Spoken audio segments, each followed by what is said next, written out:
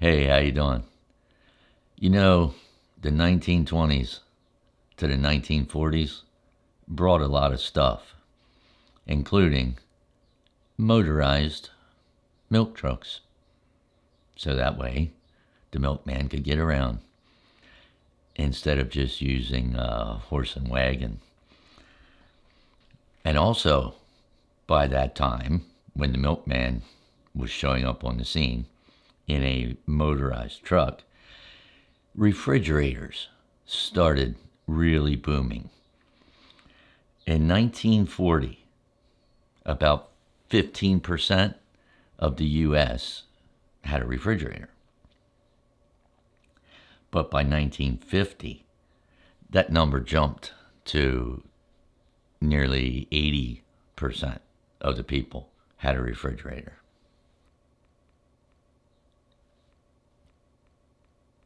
By the late 50s, about everybody did. So the refrigerators made a big move in production.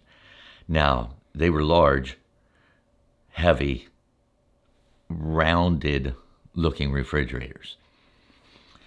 And I remember the one at my grandmother's house, and it lasted a long time. They built refrigerators to last back then. But the refrigerator didn't resemble today's refrigerator. Large motors and stuff like that, a lot of metal, and one door. There was only one door with a large handle on it. It had a real latch on it, though dangerous as it turned out, but the latch worked, and the rubber seal kept the cool air in. But the freezer compartment, there was no separate door. There was just that one door. And the freezer was a little cube up in the corner of the refrigerator. It just sat in the open refrigerator. It was the freezer section. It had a metal plate around it and the cooling coils going through it to keep it extra cold, colder than the refrigerator, of course. And there was 2 ice trays in there. Very little room for anything else, but the ice trays were in there. Like I say, the thing was probably only the size of this, not even a foot, maybe, sort of square up in the corner of the refrigerator. It was a small section of that. And another thing with the refrigerator at that time was there was no auto defrost anything. So it would freeze up. And then you could tell because sheets of ice would start to form around it. And once it got ridiculous, so that the ice was like, 2 inches thick, even maybe 3 inches thick, the ice cubes with trays would hardly fit in the freezer and stuff like that. And it was time to defrost it. So to defrost it, you unplugged it and waited for all that ice to melt. So I remember we would have like pans on the floor and inside the refrigerator trying to catch all the water and stuff. And it was always interesting because you would try to wait and see when you could break off a big hunk of the ice and stuff without damaging any of the metal parts around it. But that's how everybody defrosted their refrigerators back then. The freezer, technically, but still, it was all part of the same unit, like I was saying. Well, that helped milk delivery, because milk delivery was huge in the 40s and 50s. Very huge, because, like I said, people had refrigerators and stuff. Before that, it was ice boxes. But once you had refrigerators and you had those motorized trucks, milkmen were everywhere. All the dairies had delivery. And that's part of what this bottle is. glass milk bottle. Pasteurization kicked in around that same time frame. Started to become standard, so they would pasteurize the milk too, letting it last a little bit longer in your refrigerator. But during that time frame, everybody had a milk box on their front porch. I remember we had a little porch with an awning and stuff, a little tin awning, and the milk box, like a foot square, say, with a little lid, insulated to some degree, with some cardboard looking material, and maybe there was a little bit of foam at different points, and the lid would just flap open against the side of the house. But the milkman would always show up.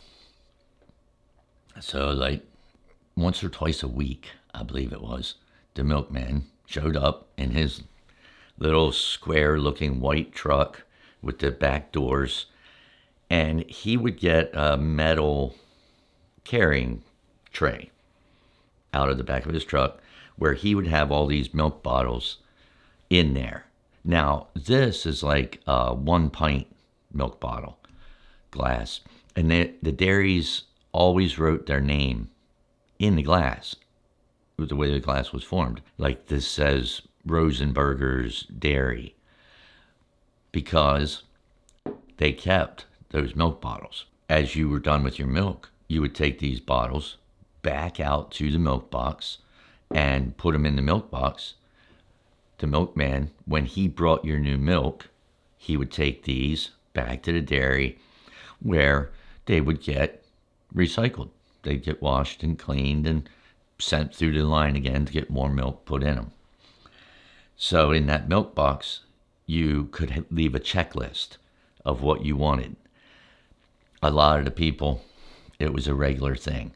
So like the dairy already knew, oh, this customer always gets, 1 quart of milk, and maybe once a month they get orange juice. Okay. But if you wanted something special, or if you needed more of something, there was a checklist, and you could let it in the milk box, checked off what you want. Say you needed an extra quart of milk. Okay. Put that check mark there. The price was on there. Say it was, 70 cents. And you could just let the change in the little envelope for the milkman. And he would deliver the extra thing that you needed. Now, I remember as a kid, warm days in the summer, my mom would get chocolate milk. Probably in about this size. There were mainly at that time 3 kids.